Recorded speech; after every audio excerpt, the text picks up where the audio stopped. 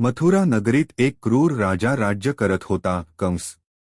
तो अत्यंत निर्दयी आणि अहंकारी होता। त्याची बहीण देवकी आणि मेहुणे वसुदेव यांचा विवाह होत असताना आकाशवाणी झाली, कंस, देवकीचा 8वा पुत्र तुझा वध करेल। हे ऐकताच कंस घाबरला। त्याने लगेच देवकी वसुदेव यांना तुरुंगात टाकले।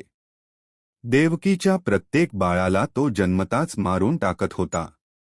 6 मुलांना त्याने निर्दयपणे ठार केले।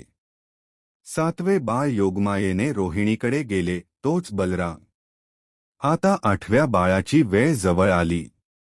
आषाढ कृष्ण अष्टमीची मध्यरात्र होती। तुरुंगात विजांचा कडकडाट, पाऊस आणि अंधार पसरला होता। त्याच वेळी देवकीला एक तेजस्वी बाळ जन्माला आले।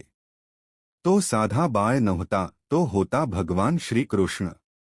क्षणभर त्याने चतुर्भुज रूप दाखवले आणि म्हणाला, वसुदेव, मला गोकुळात नंदयशोदाकडे घेऊन जा, तिथे माझे पालन होईल। तुरुंगाचे दरवाजे आपोआप उघडले। साखळदंड सुटले। पहारेकरी झोपले।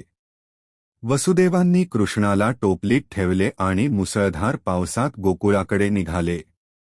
यमुना नदी तुफान वाहत होती, पण कृष्णाच्या चरणस्पर्शाने नदी शांत झाली।